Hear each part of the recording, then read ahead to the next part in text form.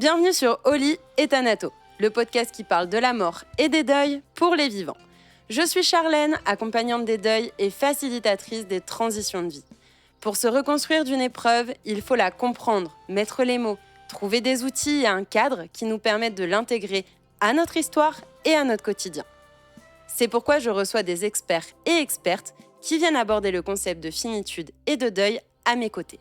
Ressources thérapeutiques, outils de connaissance de soi, concepts théoriques ou philosophiques, ces interviews ont pour but d'apporter un regard nouveau sur la mort. À travers ces partages, j'aspire à pouvoir démystifier le deuil sous toutes ses formes et vous fournir les moyens de faire preuve de résilience pour vous reconstruire. Place à notre expert.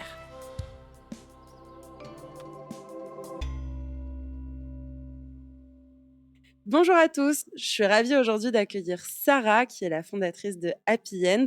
Sarah, vraiment, merci pour ta confiance. C'est vraiment un grand plaisir de pouvoir enregistrer cet épisode avec toi et j'aurai l'occasion aussi de dire pourquoi je pense par la suite.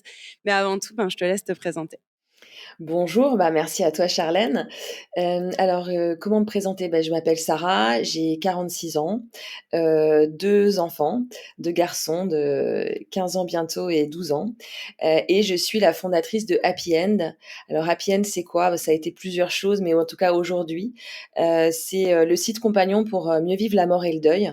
Donc un site qui a vocation à faire de la pédagogie, autour de la mort et du deuil, à apporter, des ressources nécessaires pour, que l'on souhaite anticiper son départ ou qu'on soit amené à organiser des obsèques ou encore que l'on vive un deuil.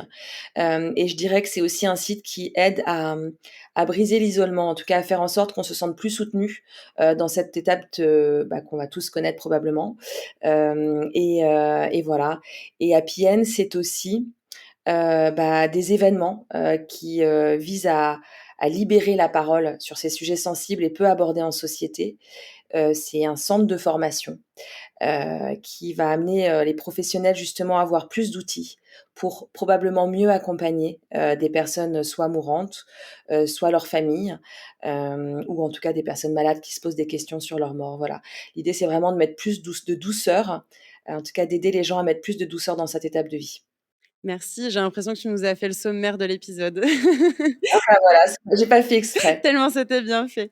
La première question que moi j'avais envie de te poser et tu l'as déjà, amorcée comme tu l'as dit à Happy End, c'est sur ces thématiques de mort, de deuil, d'accompagnement. Quelle est pour toi ta définition, du deuil? On s'en fout qu'elle soit théorique et qu'elle vienne du petit Larousse, mais réellement comment toi, en termes d'être humain individuel, comment tu la ressens? Comment tu la vis? Comment tu l'as peut-être vécue? Je dirais que le deuil, c'est un chemin, c'est un processus naturel de cicatrisation, qui n'a pas de durée, définie, que ce chemin, il est différent pour tout le monde et qu'il est bien d'avoir des compagnons, pour, avancer sur ce chemin. Voilà, je dirais ça quand je pense au deuil. Trop bien. J'ai la même vision que toi justement. J'aime bien cette notion de chemin et de cycle de la vie, en fait, comme tu l'as dit, il y a le côté naturel. Ça n'en laisse pas moins un événement qui est difficile à vivre et qu'on aimerait bien se passer, mais dont on ne pourra pas se passer, en fait, et qu'on est obligé, tu as dit justement le mot cicatriser. C'est Christophe Fauré, justement, on en parlait en, en aparté juste avant ensemble, mais qui donne cette métaphore-là où soit une blessure, on la laisse se cicatriser toute seule et elle sera peut-être pas jolie, la cicatrice, et à chaque fois qu'on la verra, elle sera douloureuse ou elle nous fera pas plaisir. Ou à l'inverse, on peut se dire que peut-être cette cicatrice, on peut peut-être juste simplement en prendre soin, y mettre de la crème, l'hydrater, peut-être même en faire un tatouage derrière et en faire quelque chose de beau, ou en tout cas quelque chose de neutre, pas quelque chose qui nous rappelle à chaque fois ce côté plus difficile, mais tout simplement qui nous rappelle la vie en fait. Et du coup, avant de rentrer un peu plus sur les missions d'Happy End, parce que tu as déjà parlé un peu de le fait de libérer, la parole, est-ce que tu veux nous dire un petit peu d'où est venu Happy End? Est-ce qu'il y a une origine qui est personnelle, professionnelle? De quoi ça t'est venu? J'ai beaucoup dit, ce qui est vrai que l'idée a vraiment germé, suite à la mort de mon père, en 2012. Donc on s'est affranchi des codes, et on a organisé sa cérémonie dans une salle de concert parisienne. Des Du coup, il y avait une énergie différente ce jour-là puisque les gens n'étaient pas dans une posture imposée, par, par le lieu en fait, par le crématorium, le cimetière qui, je pense, amène les gens à se mettre dans une posture. Et ce jour-là, les gens ont applaudi les hommages. On a déposé des post-it sur son cercueil. On avait tous mis un mot. Il est parti tout seul au crématorium et nous on est restés ensemble, mais parce que ça avait du sens, parce que c'était quelqu'un de très solitaire, c'était un pêcheur qui adorait partir pêcher tout seul dans la pampa, et ça nous semblait normal qu'il parte tout seul. Et nous on est restés ensemble. Et en fait, au fil du temps, je me suis rendu compte qu'on s'était fait un véritable cadeau, nous, en tant que proches, de s'écouter, de pas se conformer à ce qu'on avait vu ailleurs, de respecter qui il était, parce que ça reste un souvenir joyeux dont je peux parler. Et ça, je trouve que c'est un très très beau cadeau à se faire, que de garder un beau souvenir d'une cérémonie. Et ensuite, je me suis rendu compte en parlant aux gens qui m'entouraient que on me disait mais je savais pas qu'on avait le droit de faire ça. Et ça, moi, j'étais journaliste à l'époque, je me suis dit: «Mais c'est pas possible, en fait, que les gens savent pas ce qu'on a le droit de faire pour des obsèques». Parce qu'un enterrement, c'est tellement important, c'est la première pierre qu'on va poser sur le chemin du deuil. Et je me dis: «C'est la direction qu'on va donner finalement, à ce chemin». Et on peut pas le rater. Donc j'ai eu envie d'apporter ces informations. J'ai découvert qu'il n'existait pas de site d'information sur la mort et le deuil, hormis ceux finalement commerciaux des pompes funèbres. Et donc j'ai décidé au départ de créer le premier média sur la mort et le deuil. Et c'est comme ça que c'est venu. Après, quand je vais chercher au fond de moi des choses, je me rends compte que j'ai toujours été intéressée par le sujet de la mort, qu'en fait j'ai des livres sur la mort dans ma bibliothèque qui étaient bien avant l'histoire d'Happy End, qu'en 2011 j'étais au salon de la mort, le seul salon de la mort qui a eu lieu en France pour le grand public, j'y étais et mon père n'était pas mort et n'était pas malade. Et, et voilà, donc voilà, je dirais qu'en fait la mort m'habite. La mort m'habite, mais dans son énergie de vie aussi, c'est-à-dire que je pense que si je suis capable de travailler sur le sujet de la mort depuis 2018, c'est peut-être probablement parce que pour moi, elle n'est pas que triste. Voilà, et que, bah, j'ai peut-être un rôle à jouer par rapport à ça, en tout cas une mission, voilà, mais qui est plus, qui est plus ancienne que celle de la mort de mon père, voilà. Merci pour ce témoignage. Enfin, je trouve que c'est un très beau témoignage. En tout cas, je trouve ça très émouvant de voir qu'il y a autant des raisons familiales, on va dire, des événements de vie familiaux qui ont été, ben, ton histoire, mais aussi des choses qui sont très personnelles. Mais, tu sais, c'est un peu ces choses-là qu'on se rend compte bien après, 5-10 ans après, où on se dit: «Ah ouais, mais en fait, ça a vachement de sens. Je pensais que ça venait de ça, mais en fait, ça vient de bien, bien, bien plus loin et ça fait partie de moi». Et tu disais, c'est aussi le deuil, l'enterrement, pardon, ou les funérailles, c'est le premier pas du chemin du deuil. Et c'est exactement ça. Et je trouve que c'est vachement innovant ce que vous avez fait pour ton papa il y a 12 ans. Parce que maintenant, on en entend un peu plus parler, on voit des vidéos aussi, et je sais que vous en relayez pas mal sur Happy End aussi sur les réseaux, avec les cercueils qui vont être décorés, avec les post-it, avec des cercueils qui vont parfois être même personnalisés. Mais pour autant, c'est pas des choses qu'on voyait il y a 10 ans, ou très peu en tout cas. Et moi, ça m'a marqué positivement pour le coup, je trouve que bah, c'était en 2012 ce que tu racontes. Et je trouve qu'il y avait un côté vachement avant-gardiste. Et ça prend du sens finalement dans tout ce que tu dis de bah voilà, c'est venu de mon père, mais c'est aussi venu de moi. Je pense que s'il n'y avait pas eu ce côté-là, peut-être de toi par rapport à une certaine sensibilité par rapport à la mort, comme tu dis, la mort, elle t'habite, mais aussi dans son énergie positive. Pour moi, ce qui résonne derrière, et tu me corriges si c'est pas le cas, mais il y a un côté de célébration en fait. On voit beaucoup trop, je trouve, la mort uniquement comme la fin de la vie, alors que ça en est aussi une étape. Pour moi, ça en fait partie. Et en tout cas, ça fait partie de la vie des vivants, des survivants, de ceux qui restent. Et je pense que c'est important d'y mettre, alors de la joie, si le mot résonne pour vous, tant mieux. Mais en tout cas, quelque chose de l'ordre de l'hommage. Et l'hommage, il n'est pas forcément que triste. C'est aussi ben, se souvenir des anciens, se souvenir de nos ancêtres, se souvenir de ceux qui sont partis. Et ça, je trouve ça vachement important.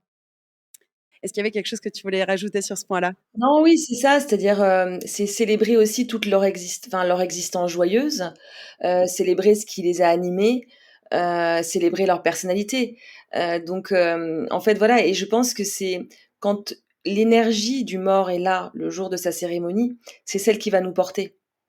Et je me souviens d'un homme comme ça que j'avais accompagné pour, préparer ses obsèques de son vivant. Il savait qu'il était malade, potentiellement, il pouvait mourir du jour au lendemain.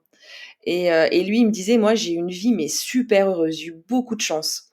et justement, il avait à cœur, d'anticiper ses obsèques pour que la joie qu'il a eue de vivre et de la chance qu'il avait eue rejaillisse le jour de sa cérémonie, parce qu'il voulait laisser ça à ses enfants et à sa femme comme un cadeau.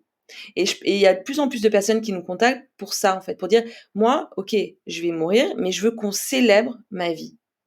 Et je trouve ça beau, en fait, de se dire que, évidemment qu'il y aura des larmes. Enfin, je veux dire, Bien sûr. il y a toujours, enfin, c'est douloureux de se séparer de la personne qu'on aime, mais c'est beau aussi de se dire que, bah, on va aussi se souvenir de la chance qu'on a eu de la connaître, de tous les beaux moments partagés, et surtout de faire rejaillir, ouais, son existence ce jour-là, quoi. Exactement, et finalement, on n'aurait pas ces larmes si on n'avait pas eu tous ces beaux moments, parce que, ben, cette personne aurait certainement moins de place, ou en tout cas, d'impact dans notre cœur, dans notre corps aussi parfois et de notre vivant. Et justement, dans l'émission et dans l'évocation d'Happy End, tu l'as un petit peu abordé tout à l'heure, tu disais le fait de pouvoir libérer la parole.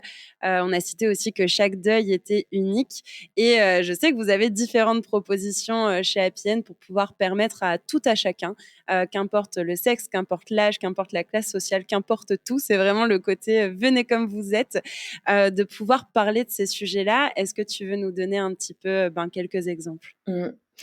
En fait, 6 mois après avoir créé Happy End, j'étais derrière mon écran. Bon, à l'époque, j'étais vraiment, je me sentais très seule dans ma démarche, mais j'avais quand même quelques personnes qui m'écrivaient, qui m'avaient trouvée sur internet, et avec qui j'échangeais, et je me disais: «Mais si ta vocation, si ton envie, c'est de libérer la parole sur la mort, il va falloir créer des moments, parce que ça va pas être que derrière un ordi, en chat et en mail, quoi». Et donc je me souviens, je m'étais procuré le livre de Bernard Crétaz, donc sociologue, anthropologue suisse, qui avait créé les cafés mortels, en 2014, si je me trompe pas. J'avais commandé son livre, j'avais lu, et je m'étais dit: «Bon allez, moi en fait, je vais lancer un truc aussi». Mais pour moi, les cafés mortels ne résonnaient pas, parce que, enfin, en tout cas dans le nom, ça me parlait pas. Et j'avais envie, en fait, moi, c'était important pour moi de réhabiliter le mot mort. Un mot qu'on prononce jamais, qui fait peur, qui plombe, qu'on essaye d'éviter. Et je me disais: «Bah, en fait, ça va être ça, le rôle d'Happy End aussi».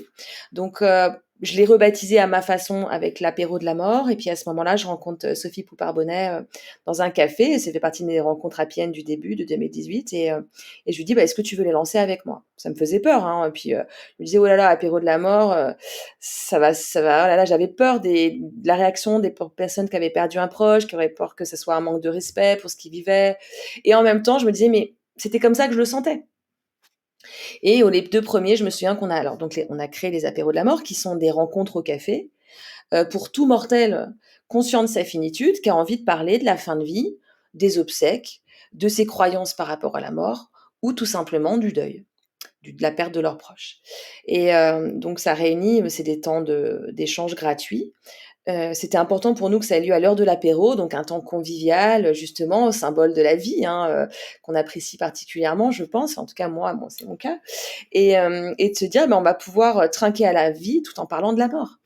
Et donc ça réunit des personnes, effectivement, j'étais hier soir à un apéro à Paris, hein, des gens de 18 à 80 ans, qui, qui vont, et hier, c'est ce qu'ils disaient, c'est: «En fait, moi, je l'aime, ce mot mort». Et quand je viens, il y avait Martine qui était là depuis 3, qui venait pour la troisième fois, qui dit: «Mais en fait, plus je viens, plus je suis connectée à la vie». Et voilà, et donc c'est vraiment, en fait, ça va à l'encontre de ce que, enfin, ça vient briser le silence que nous impose la société, nous impose notre entourage. Et hier, c'était très, très marquant. C'était En fait, il y a eu 4 personnes qui ont évoqué quelque chose qui venait vraiment me dire: «Mais c'est pas possible, quoi, qu'on en soit encore là». C'était qu'en fait, ils avaient tous perdu un on avait tous perdu un proche hier, et c'était, en fait, au bout de 6 mois, je saoule mes proches. Je sens que je peux plus parler de mon frère jumeau qui est décédé. Il y avait cette jeune fille qui avait perdu sa mère il y a 7 ans, qui disait: «C'est il y a plus personne qui me parle de ma mère». Parce qu'en fait, elle était lycéenne quand elle a perdu sa maman, après elle a fait une école d'ingénieur, donc plus personne ne connaît sa mère, elle s'est fait des nouveaux amis, et cetera. Qu'elle évoque sa maman, mais bon, voilà, il y a pas non plus des grandes discussions. Que son frère et son père ne parlent plus du tout de leur maman. C'est un sujet qu'ils n'abordent plus du tout. Ça, c'est vraiment le sujet tabou. Et elle était en souffrance de ça. Voilà, et ils étaient plusieurs en fait à exprimer le fait que très vite, l'entourage ne nous permet plus de parler de nos morts. Et je pense que c'est parce qu'on pense que ça va être lourd, que ça va être triste, alors que pas du tout. Enfin, moi, je sais qu'en tout cas, quand on parle de mon père, qu'un pote me dit: «Ah là là, ton père, je me souviens là quand il, se baladait à poil dans le jardin, alors qu'on était au petit-déj». Enfin, je veux dire, ça peut être drôle. Enfin, je veux dire, et moi, ça me remplit de joie de me dire: «Ah» ou alors: «Ah ouais, je me souviens ton père qui avait fait ça» ou «Ouais, tu sais, il m'a inspiré sur ça» ou enfin, en fait, ou même ou ses défauts évidemment. Et je trouve ça en fait, je trouve ça beau, je trouve ça, gai aussi de se dire que, bah, en fait, il nous a marqués, il nous a légué des choses, des valeurs, il nous a emmerdés aussi, et je trouve ça bien, en fait, je trouve ça très sain. En fait, je trouve ça très sain de laisser leur place à nos morts dans nos vies, en fait. Parce que de toute façon, nous, en tant que personnes qui ont perdu un proche, que ce soit un parent, un enfant, un petit frère et cetera, de toute façon, on pense à eux, on est connecté à eux, donc que l'entourage nous permette de faire vivre cette pensée qu'on a régulièrement pour eux, c'est juste des cadeaux, qu'on nous fait. Et je pense que si les gens n'en parlent pas, c'est parce qu'ils ont peur et ça, c'est vraiment la double peine des parents endeuillés, c'est de dire: «Oh, amplifier la douleur». Mais bien au contraire, en fait. Et le sentiment que j'ai, c'est que et c'est aussi la mission d'Appienne à travers ces apéros, c'est que en fait, on doit se rééduquer, par rapport à ça. Et hier, quand j'écoutais tout ça, je me disais: «Bah, voilà», je pensais si des gens venaient qui n'avaient jamais perdu un proche et bah, c'est une sensibilisation, c'est de dire: «Ah, OK, ils ont besoin de ça. Ah OK, j'avais pas compris que ça pouvait être important». Comme je pense à cette femme qui était là hier, qui avait 45 ans, qui avait perdu son mari.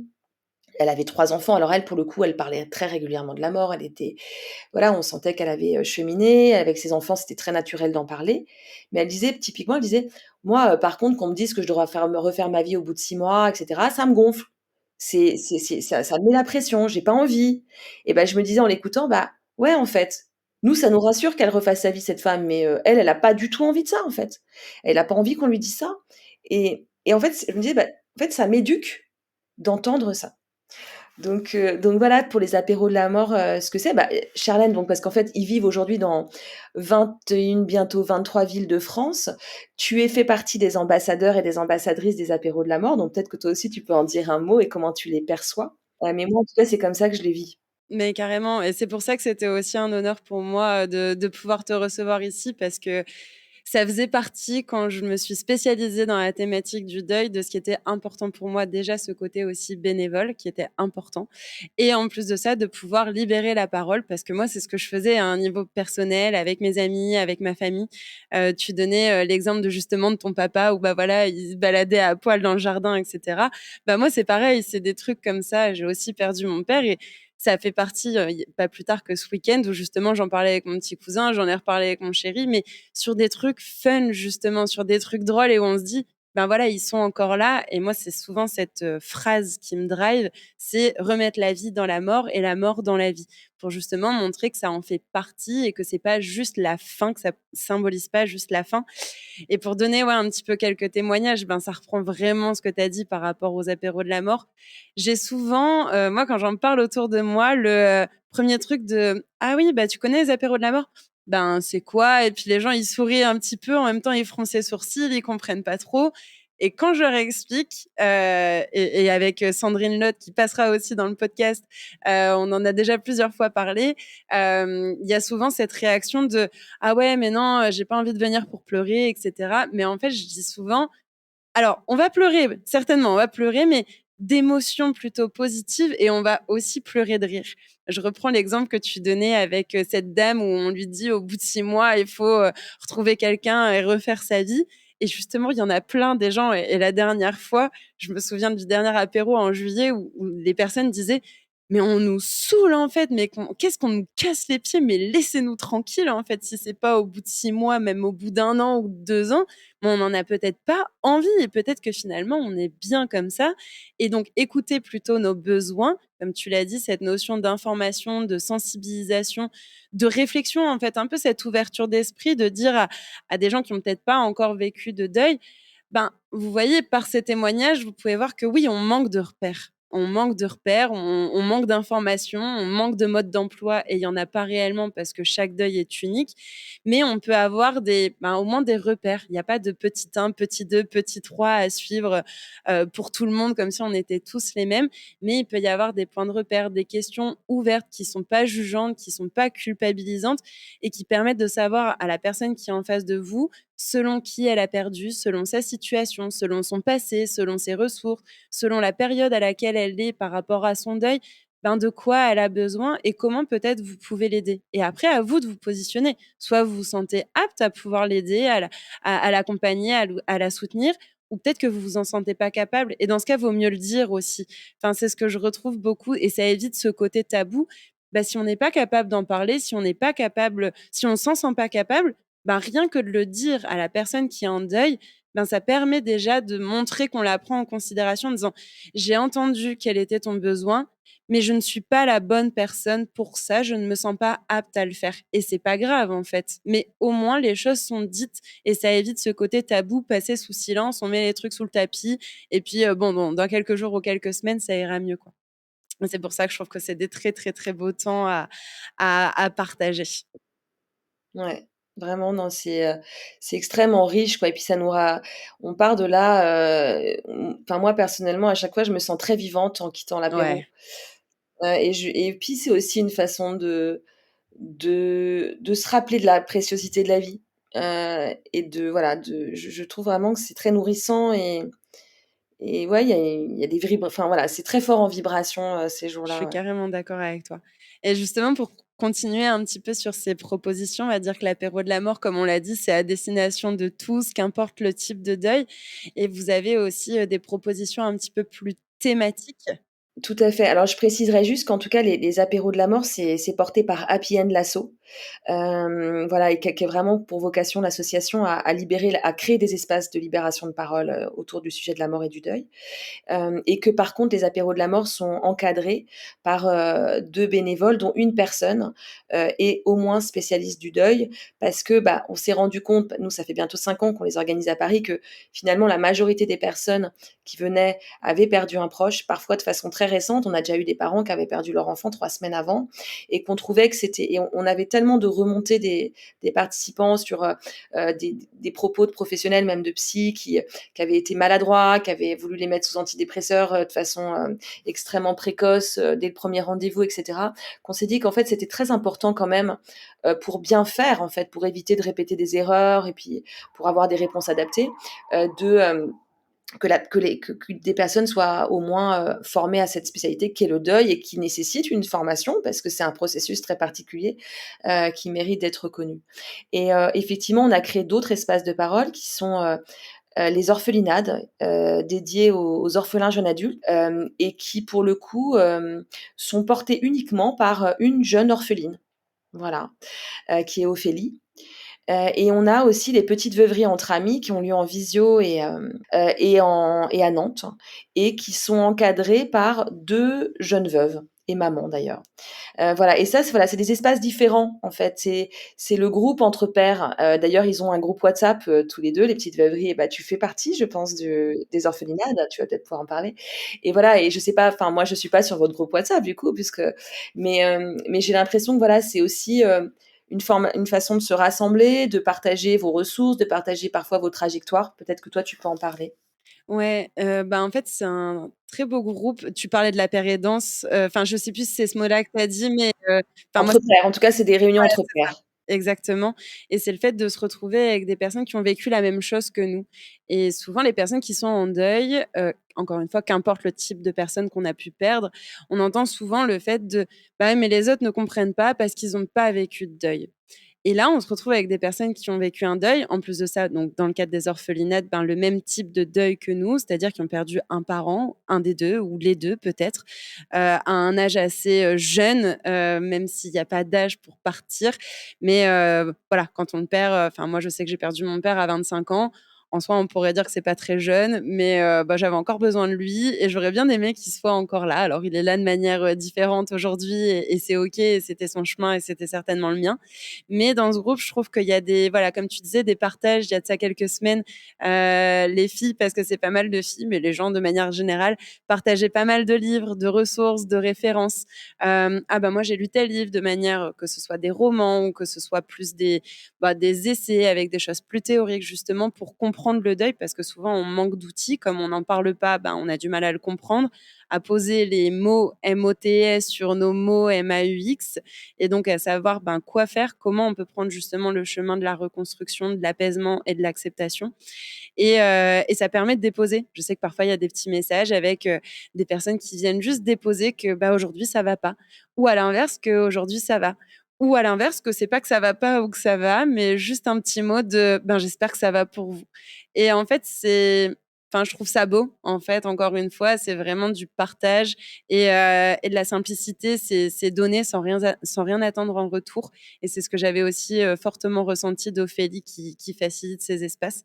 Donc voilà, pour parler à titre personnel de cet espace-là. Ouais, c'est chouette ton partage et en tout cas, voilà et là, on a créé, le café compagnon qui va avoir lieu dans à peu près un mois, qui est dédié au deuil d'un animal, de compagnie. Voilà, un sujet aussi tabou dont on mesure pas, parfois l'impact, voilà, qui fait partie des deuils non reconnus à mon sens et qui va être porté, bah, par, Irène Combe qui est, spécialiste du deuil animalier. Voilà et ça va être en visio pour le au démarrage.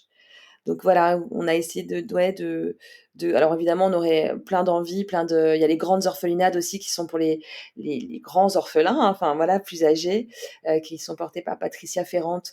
Donc voilà, c'est vraiment l'idée de se dire, d'essayer vraiment de créer des moments, qui vont nous être dédiés pour déposer effectivement, comme tu dis, ce qu'on peut pas forcément déposer avec son entourage ou en société aujourd'hui. C'est ça. Dans tous les cas, tous ces liens-là seront aussi en description pour que vous puissiez les retrouver si vous le souhaitez, si c'est des choses qui vous intéressent. Et justement, pour parler un petit peu, d'actualité, on parle de deuil depuis tout à l'heure. Je sais que tu as sorti justement ton livre qui s'appelle «Mon journal de deuil». Est-ce que tu veux nous en parler un petit peu? Oui, mon journal de deuil, l'idée, c'était vraiment de d'apporter un outil supplémentaire, pour accompagner le chemin des personnes en deuil, à travers l'écriture. Moi, je sais que, voilà, j'écris quand je suis pas bien, quand je suis triste ou quand voilà, quand j'ai justement besoin beaucoup de déposer. Et donc j'avais envie de créer cette, voilà, cette ressource et donc dans mon journal de deuil, voilà, il y a beaucoup d'invitations à l'écriture. Alors évidemment pas sous forme chronologique, hein, pour le deuil, mais voilà, sous forme de thématiques, sur justement les obsèques qu'on a réussi à créer, les souvenirs que l'on en a, qu'est-ce qui nous aide sur notre chemin, qu'est-ce qui nous aide pas, ces phrases qui peuvent nous blesser, ces thérapies peut-être qui peuvent nous aider. Voilà, de vraiment de pouvoir un outil en fait un peu d'auto-analyse, et un compagnon de route quelque part. Quelqu'un qui nous jugera pas quand on déposera des mots. Voilà, c'est ça l'avantage, c'est que le livre est muet. Donc voilà, c'était vraiment une voilà une invitation à s'exprimer, quand aujourd'hui on nous condamne un peu au silence rapidement et à trav et au il y a aussi dans ce livre énormément de ressources. Moi, j'ai la chance que Christophe Auré, ait en ait écrit la préface justement, mais de beaucoup de ressources, c'est-à-dire, voilà, sur le chemin de deuil, sur les étapes, sur, les mots qu'on peut avoir, comme tu disais tout à l'heure, physiques, hem, dans un deuil, sur, je donne aussi beaucoup de ressources en fait, que ce soit des podcasts, des livres en fonction du deuil que l'on vit, des informations sur les groupes de parole, sur les différentes thérapies qui peuvent aider ou méthodes qui peuvent aider quand on vit un deuil, parce qu'il n'y a pas que la psychothérapie, il n'y a pas que la enfin voilà, il y a plein de choses qui peuvent nous aider dans le chemin à nous trouver, celle qui va nous correspondre le plus. Mais voilà, donc je suis contente, j'ai hâte enfin je commence à avoir des retours, des personnes qui se le sont procurés et voilà, bah, j'espère qu'il aidera en tout cas et qu'il fera partie des compagnons.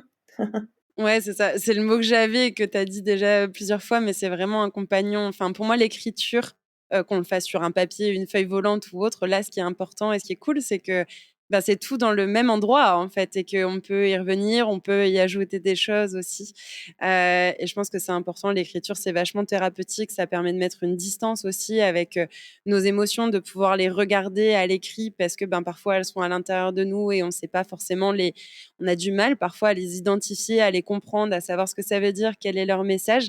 Le fait de passer par un média, un relais, un canal qui est écrit, qui peut être aussi artistique d'une autre manière, hein. C'est valable aussi avec la peinture, la danse, et cetera. Vous trouvez le média et le canal qui est le vôtre et je rebondis sur ce que tu disais. C'est vrai qu'il y a pas que la psychothérapie, il y a autant d'outils et de chemins de reconstruction qu'il n'y a de personnes et c'est important de trouver ce qui vous convient, ce qui vous concerne, ce qui vous va. Tant pis si c'est pas la même chose que votre voisin, l'important c'est juste que ça vous amène à retrouver une certaine sérénité et une certaine paix intérieure. Finalement, je pense que c'est ça qui est réellement, important. Et du coup, ce n'est pas le seul livre que tu as écrit et c'était aussi un sujet que je voulais aborder avec toi, notamment le fait d'anticiper, son propre départ et sa propre fin. Tu avais écrit justement un livre, Un enterrement comme je veux, si je dis pas de bêtises. Est-ce que tu veux nous parler un peu de ce sujet-là? Parce que c'est aussi l'un des volets, d'Happy End.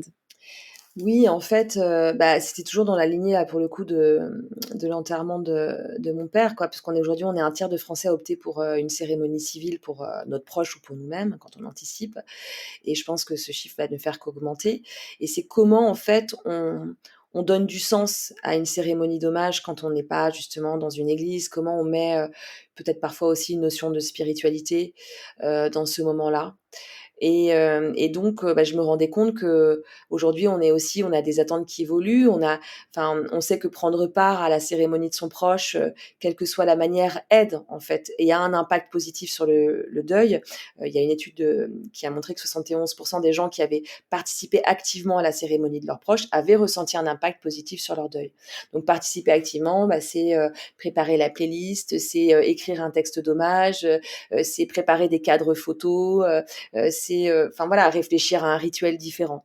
Et en fait, dans ce livre justement, en fait, j'ouvre le champ des possibles parce que, bah, je ne savais pas qu'on avait le droit de faire ça, qui a résonné longtemps. Je me suis dit: «Bah, en fait, moi, je vais leur dire tout ce qu'on a le droit de faire» et donc dans ce livre, voilà, j'explique, voilà, où on peut organiser une cérémonie civile. On peut organiser une cérémonie civile dans un jardin, de maison, à condition que le lieu soit délimité, voilà, qu'il soit pas ouvert, sur le champ du voisin ou voilà. Mais voilà, j'ouvre ça, on peut le faire, dans une maison aussi si la maison est grande et permet d'accueillir, des gens. Enfin, on peut faire ça, on peut demander à un bar de quartier, on peut demander à une salle associative. Par exemple, je pense à un jeune homme dont la cérémonie a eu lieu dans la salle où il faisait du dessin, lui qui était passionné de dessin depuis des années. Donc voilà, c'est de montrer qu'on peut créer des rituels, qu'on peut, voilà, en fait, voilà, j'avais envie de donner des outils. Alors d'ailleurs, certains professionnels se le procurent parce qu'ils n'ont pas ces outils. Et voilà, de montrer que à nous de créer cet instant. Alors quand on souhaite anticiper son départ justement, et faire résonner sa vie, ça peut être aussi un livre qui aide bah, à comprendre aussi, qu'est-ce qu'on peut mettre en place, comment on peut le mettre en place. C'est-à-dire, est-ce que c'est avec une pompe funèbre? Est-ce que c'est avec un funéral planeur? Est-ce que c'est avec une coopérative funéraire? Enfin voilà, quel peut être notre interlocuteur et dans ce livre, je sensibilise aussi au fait que il faut enfin, la cérémonie d'obsèques, c'est quand même c'est pour les vivants. C'est ce qui va les aider aussi à entamer leur chemin de deuil. On l'a dit tout à l'heure que c'est la première pierre posée. Donc c'est important donc aussi de leur laisser cette place-là, de ne pas je connais des personnes qui écrivent 10 pages de ce qu'ils souhaitent pour leurs obsèques, mais juste avec une pour les playlists. Je me souviens d'une famille qui m'avait raconté que la mère, elle avait mis, elle avait 40 titres qu'elle souhaitait entendre à sa cérémonie, enfin entendre, peut-être, à sa cérémonie d'obsèques, mais que du coup les filles, elles avaient même plus la place de choisir un titre et que voilà, donc je dis: «Attention quand même de ne pas vouloir être trop proactif quand on, souscrit un contrat obsèques ou quand on écrit ses volontés funéraires parce que, bah, il faut aussi permettre à ceux qui restent de nous rendre hommage, d'exprimer leurs émotions, d'exprimer ce qu'ils ont envie de nous dire ce jour-là. Donc voilà. Par contre, ce que je dis, c'est je trouve qu'on a un rôle en tant que vivant, c'est d'être aussi acteur un peu de notre mort, de toute notre vie, on fait des choix, que ce soit pour nos choix de vie, puis nos choix dans nos grands moments, quand on célèbre un anniversaire, un mariage, une naissance. Pourquoi seule la mort nous échapperait? Pourquoi notre mort, on n'aurait pas des instructions à donner? Et je pense par contre, c'est important de notre vivant de dire à ceux qui restent ce qu'on souhaite. C'est-à-dire au moins, est-ce que je souhaite être crématisé ou inhumé? Est-ce que, je souhaite une cérémonie civile ou religieuse? Et éventuellement, où je souhaiterais être inhumé, où est-ce que je souhaite que mes cendres soient dispersées? Si tout nous est égal de le dire, au moins les gens pourront faire des choix en sachant que vraiment il y avait pas de choix, il y avait pas de préférence. Mais pourquoi c'est important? Parce que souvent j'entends: «Ils feront bien ce qu'ils veulent, je serai plus là de toute façon». Mais ça, c'est pas vrai. Moi, je peux le dire parce que je l'entends très souvent, c'est que c'est très compliqué de faire ses choix quand on n'a pas de direction. Ça peut être culpabilisant, de se dire: «Mais est-ce que c'est vraiment ce qu'il aurait voulu?» Et je me dis: «Bah, en fait, nous, on peut quand même se dire, bah, si je peux le soulager de ce genre de questionnements qui peuvent être un peu lourds alors qu'ils sont dans la peine, bah, c'est bien de le faire». Et en plus, on ne mesure pas que au sein d'une même famille, les avis peuvent être extrêmement divergents, en fonction des croyances, en fonction de ce qu'on aura entendu au cours de la vie de la personne, et qu'il y a beaucoup de conflits qui émergent au moment de l'organisation des funérailles, pas qu'au moment de la succession, de la visite chez le notaire. Au moment de l'organisation des funérailles, c'est déjà extrêmement stressant d'avoir 6 jours, et on en parlait hier à l'apéro, pour organiser les obsèques d'un proche, pour réunir, voilà, de tout ça.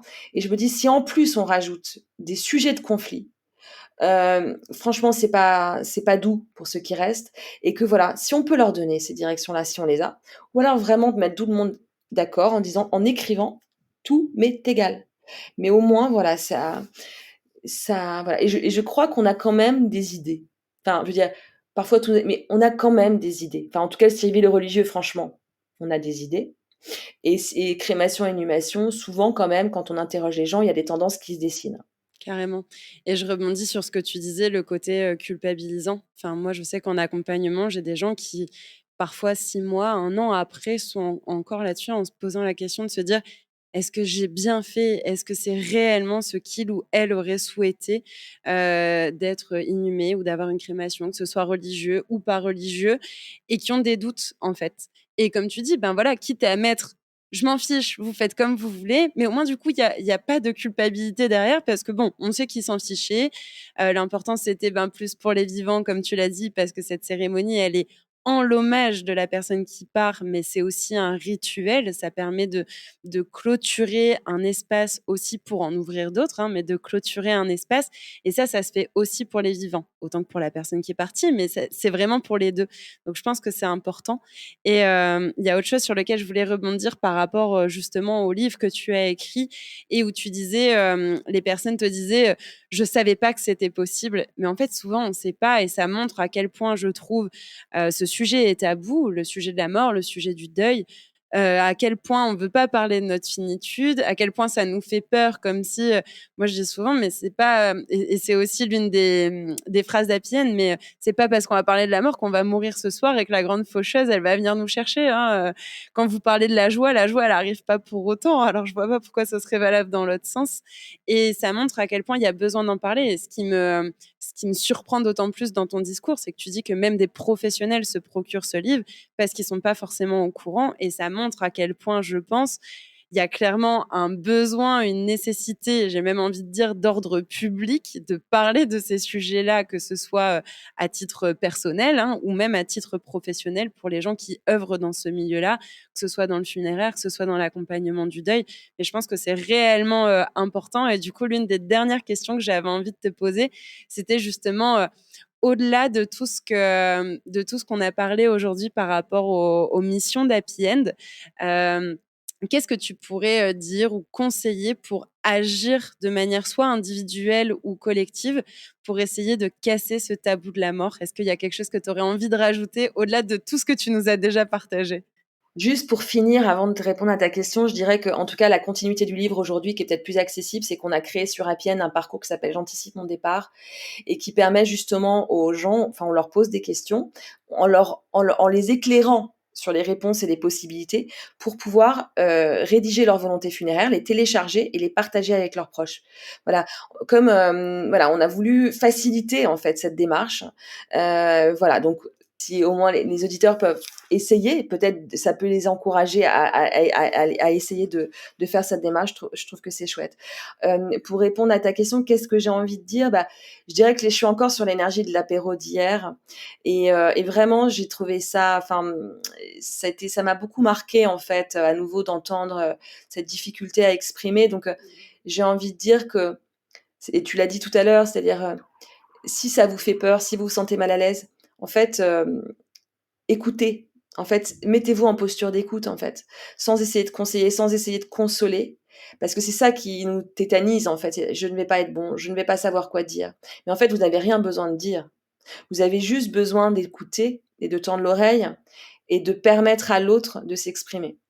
Voilà et parce qu'en fait, c'est ça qui nous rend et comme tu l'as dit tout à l'heure, d'être capable de dire: «Je suis désolée, je me sens complètement nulle, je n'ai jamais perdu personne, mais par contre, sache que je pense à toi en ce moment beaucoup» et c'est tellement réconfortant d'entendre ça que, voilà, j'ai envie de dire ça. Carrément et je compléterai si tu me le permets, mais parfois au-delà même de l'écoute, rien que la présence et ça, c'est aussi valable notamment avec les personnes qui sont en fin de vie, qui ont plus beaucoup de force, qui vont partir, qui partiront dans les heures ou dans les jours à venir. Elles ont pas forcément envie de parler du beau temps, de la pluie, du journal télé et cetera, mais juste d'être avec vous, sans forcément qu'il y ait de paroles, mais juste aussi cette qualité de présence. C'est ce que j'avais envie de compléter. Je te remercie beaucoup Sarah et ce sera ma dernière question finale. Si tu voulais voir quelqu'un au micro de Oli et Thanato pour justement parler de ces sujets-là, que ce soit un témoignage de vie ou que ce soit un expert ou une experte de ces domaines, qui est-ce que tu souhaiterais voir? Ouais, c'est très dur comme question parce qu'il y en a beaucoup. Heu Ça peut être au pluriel, Non, hein. mais je vais t'en faire qu'une. Je vais te dire Marie tout court qui a créé Je me fais la belle. Marie, en fait, elle est artiste et elle va chez des personnes, probablement en fin de vie, assez isolées souvent et elle va, en fait, chez eux pour, raconter et écrire la chanson de leur vie et donc d'ailleurs, bah, d'abord il y a une démarche artistique, mais il y a surtout, je dirais, une présence et une écoute, où les gens vont pouvoir, bah, justement retracer tout ce qui a fait le sel de leur vie et elle crée des liens de dingue avec ces personnes qu'elle suit et souvent d'ailleurs, enfin en tout cas, il lui est arrivé d'aller chanter cette chanson de leur vie aux obsèques des Ah, personnes qu'elle a accompagnées. Parfois, elle va aussi à l'hôpital, voilà, ça s'appelle Je me fais la belle.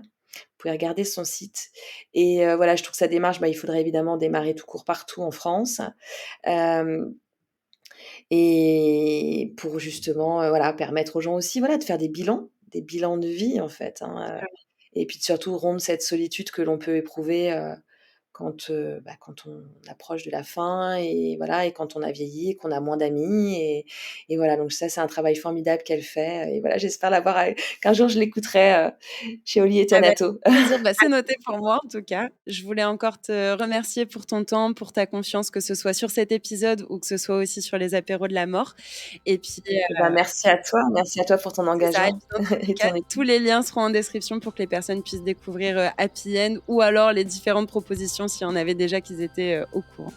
Encore un grand merci Sarah. Un grand merci pour votre écoute, votre attention et votre fidélité sur ce podcast. J'espère que ce dernier épisode vous a inspiré et vous permettra d'envisager votre reconstruction.